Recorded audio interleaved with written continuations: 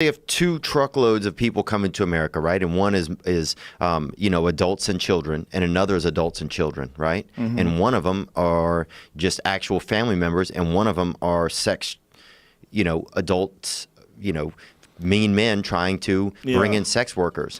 We don't, I mean. How do you know? How do you not set, I know, you don't want to take a mother from a kid or a father from a daughter, but it's like.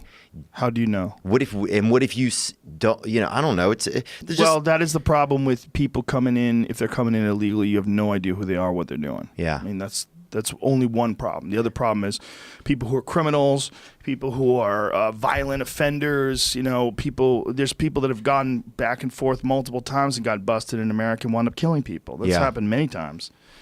Yeah, they had that guy in San Francisco, I remember, that accidentally shot that ended up shooting the girl. But yeah, I mean, it's, I'm glad, as much as it's hectic sometimes to think about it and to hear about it, I think it's neat to be alive at a time when, I'm challenged to think, and I'm challenged to feel different ways and to hear different voices and opinions about it, honestly. Like, I feel like we should have more of a roll call in America. Like, you have to know who's here before you can even... like if you're teaching a classroom, if you don't know who's in the class, how can you even, but it's... What they should do, first and foremost, is legalize drugs. And the reason being is that they're getting across from organized crime, and it's building organized crime in Mexico to a staggering degree. The drugs are here. People are selling these drugs, period. They're going to keep selling these drugs. You're not going to diminish the amount of drugs. You're just not. Yeah. No one's ever been able to do it. The drug war is a complete, total failure. People love Coke. They love Coke. So make Coke legal. You would put a fucking halt to so much. And if you made Coke legal, people would buy pure Coke. Mm-hmm. It would be tested.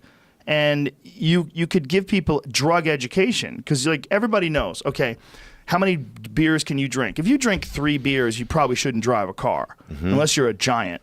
Yeah. 3 beers, you're probably over the legal limit. Unless you're a bear. Huh? Right. Unless you're some 7-foot tall gorilla type man who's just got a lot of body. Yeah.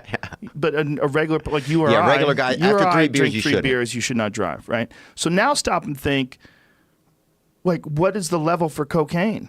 I don't know. I don't do it. I've never done it, but I don't know what it is. Maybe we should know. You can't have 3 shots of Jack Daniels and drive. Okay. But what about speed? How much speed can you take? I think 2 lines of Coke, you should not be... Talking to people. Yeah, definitely. You should be forming a business. Dude. Should be fucking calling an architect. Dude, one of my buddies tried to put all of his fingers in his butt one time after he did an 8 ball of Coke. How crazy is that? No.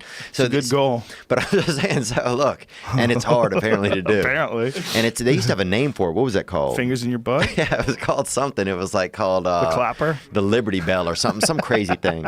But... Jamie's Googling it.